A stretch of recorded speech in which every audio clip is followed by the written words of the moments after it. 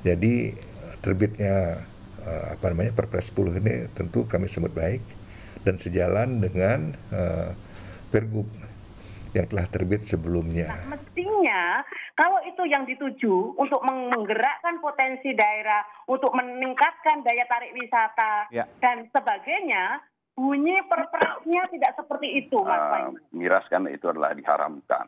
Ya. Jadi yang ditentang utamanya adalah karena ini bisa mendorong konsumsi miras. Ya. Yang tidak boleh itu mengkonsumsi secara bebas dan memperdagangkan secara bebas, sehingga mengakibatkan dampak negatif bagi masyarakat dan bisa juga mengakibatkan korban jiwa. Pemahaman saya, hal ini menunjukkan bahwa kaki lima sudah diperbolehkan jualan miras. Yang diizinkan itu utamanya dibuka itu adalah investasinya. Dan tentunya ya investasi itu ya kalau mungkin dari sudut pandangnya pemerintah adalah bukan berarti mendorong konsumsinya. Pemerintah telah menetapkan industri minuman keras sebagai daftar positif investasi atau DPI terhitung sejak tahun ini. Sebelumnya, industri tersebut masuk kategori bidang usaha tertutup. Kebijakan tersebut tertuang dalam Peraturan Presiden Nomor 10 Tahun 2021 tentang bidang usaha penanaman modal. BILED yang merupakan aturan turunan dari Undang-Undang Nomor 11 Tahun 2020 tentang Cipta Kerja ini telah ditandatangani Presiden Joko Widodo dan mulai berlaku per tanggal 2 Februari 2021. Lebih lanjut, dalam lampiran 3 Perpres 10 Tahun 2021, pemerintah mengatur ada 4 klasifikasi miras yang masuk daftar bidang usaha dengan persyaratan tertentu. Lebih lanjut, dalam lampiran 3 Perpres 10 tahun 2021, pemerintah mengatur ada 4 klasifikasi miras yang masuk daftar bidang usaha dengan persyaratan tertentu. Pertama, industri minuman keras mengandung alkohol. Kedua, minuman keras mengandung alkohol berbahan anggur. Ketiga, perdagangan eceran minuman keras dan beralkohol. Keempat, perdagangan eceran kaki lima minuman keras atau beralkohol. Namun ada syaratnya yakni jaringan distribusi dan tempat harus disediakan secara khusus. Adapun ketentuan untuk berinvestasi di bisnis tersebut adalah penanaman modal baru hanya dapat dilakukan di 4 provinsi, yakni Provinsi Bali, Nusa Tenggara Timur, Sulawesi Utara, dan Provinsi Papua dengan memperhatikan budaya serta kearifan lokal.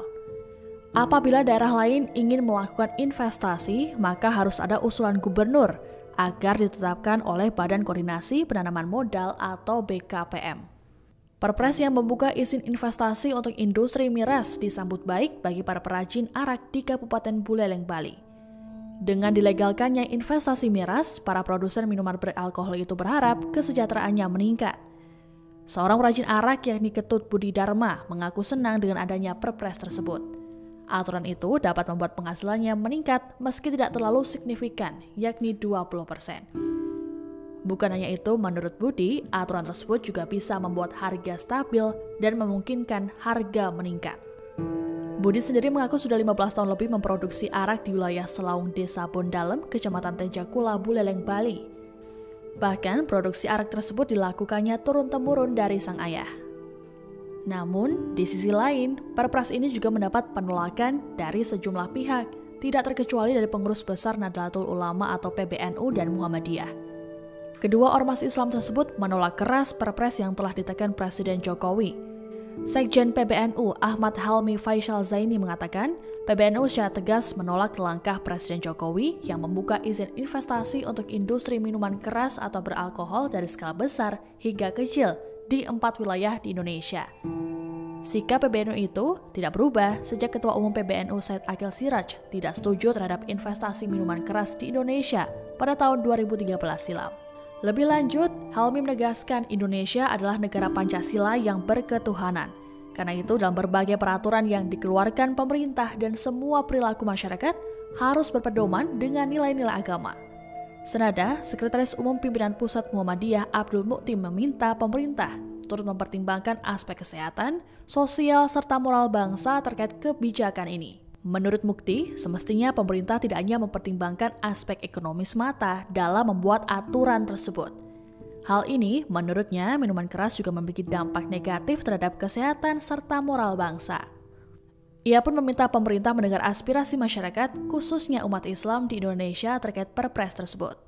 Majelis Ulama Indonesia atau MUI juga mengungkapkan kekecewaan terhadap kebijakan pemerintah yang mengizinkan miras sebagai kategori usaha terbuka. Pihak MUI menyebut pemerintah mengedepankan kepentingan pengusaha, bukan masyarakat. Padahal, sebelumnya miras masuk dalam daftar kategori bidang usaha tertutup. Wakil Ketua MUI Anwar Abbas mengatakan kebijakan ini memperlihatkan pemerintah sedang mengeksploitasi bangsa Indonesia untuk mendapatkan keuntungan yang sebesar-besarnya. Menurut Anwar, seharusnya dunia usaha harus dilihat sebagai medium untuk menciptakan sebesar-besar kebaikan dan kemaslahatan dan kesejahteraan masyarakat luas. Anwar mengungkapkan dengan adanya izin tersebut, ia melihat bangsanya telah kehilangan arah.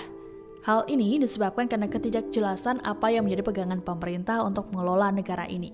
Pasalnya, jika hal ini terjadi, maka akan tumbuh sistem ekonomi liberalisme dan kapitalisme.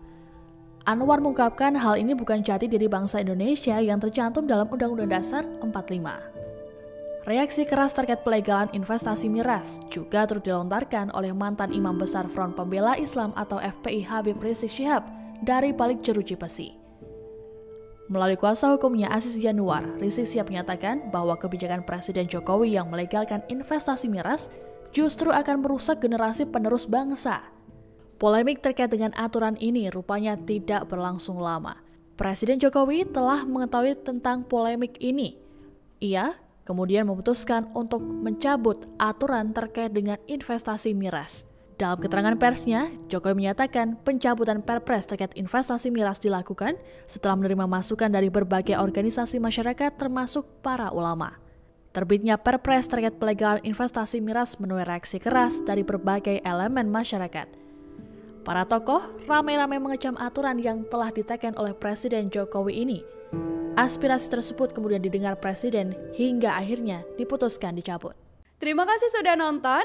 Jangan lupa like, subscribe, dan share ya.